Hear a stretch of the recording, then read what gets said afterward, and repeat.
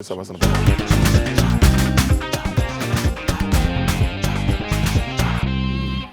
Des cas d'enlèvement ont été signalés récemment dans la capitale économique ivoirienne, une situation qui préoccupe les populations.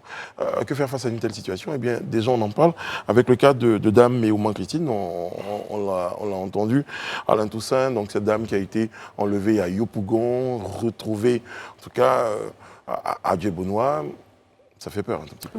Oui, absolument, absolument. Elle fait le récit très, très glaçant de sa mésaventure. 4 jours de détention, puisqu'elle aurait été enlevée un lundi et finalement c'est le jeudi soir qu'elle s'est présentée à la brigade de gendarmerie de Djebounois. Mais tout au long de son récit, on voit vraiment qu'elle a échappé à la mort. D'ailleurs, à ce propos, avant de vous donner la parole, Rihanna et André, on va écouter un extrait de ce témoignage, vous l'avez dit, très glaçant, que cette dame-là a pu nous permettre. Donc, j'ai pris le taxi, j'avais fini mes courses. Je rentrais à la maison à Sotrapine d'Autry. Et puis, j'ai pris le taxi au niveau de la zone. Sur le côté où il y a l'agence SGBCI, là, pour pouvoir rentrer à Sotrapine. Et là, tout ce que j'ai remarqué sur le taxi, c'était écrit taxi climatisé. Le chauffeur avait une bonne prestance, il était bien habillé en tout cas, donc ça m'a rassurée. Je suis montée sans vraiment regarder la plaque, j'ai même pas regardé même la plaque du véhicule, la marque du véhicule, rien. J'étais pressée, voilà.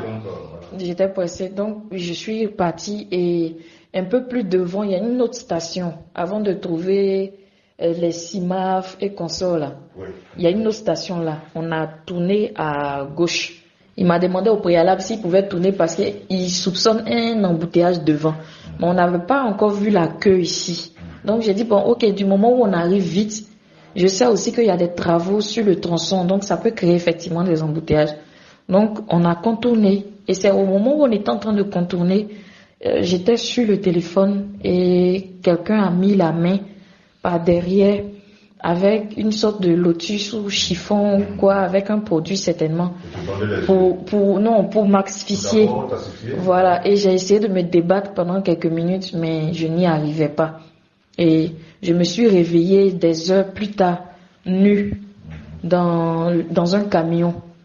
Un camion, je ne maîtrise pas trop les types de voitures, mais c'est sous forme de benne, avec les bâches en haut, les trucs en sec comme ça.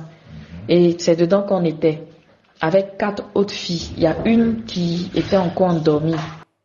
Un extrait d'un document qui aurait fuité de 23 minutes, donc qu'on a retrouvé sur les réseaux sociaux. Est-ce que ça a fuité? En tout cas, qu'on a retrouvé.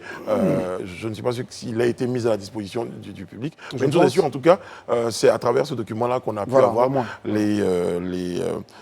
les circonstances de l'enlèvement, de la détention et de la libération de cette dame-là. En tout cas, c'est un élément qui nous sert de prétexte pour évoquer une situation qui est bien réelle. C'est celle d'un enlèvement ou d'enlèvement que certaines personnes sont en train d'évoquer de plus en plus. Oui, c'est surtout celle d'une forme d'insécurité que vit la population ivoirienne en ce moment. Quand on voit un tel témoignage, on se dit que emprunter normalement un taxi-compteur, quand on regarde le chauffeur d'apparence qui a l'air clean comme elle le signifiait, le taxi qui a l'air neuf, climatisé, etc., on se sent tout de suite rassuré. Il y a peut-être des petits réflexes qu'on ne va pas avoir, comme regarder la plaque d'immatriculation, prendre tout de suite en photo le chauffeur, etc. Mais on se rend compte que c'est une insécurité qui est là et qui perdure, et il faudrait vraiment traiter le problème dans son fond. Et dans le cas de cette dame, elle a vraiment échappé à des circonstances qui auraient pu être pires que celle-là. Parce que même sans savoir ce qui s'est passé après cette histoire de transport et tout, du moment qu'elle a été endormie, qu'elle se retrouve nue, il aurait pu lui arriver tout et n'importe quoi, je me permets de dire.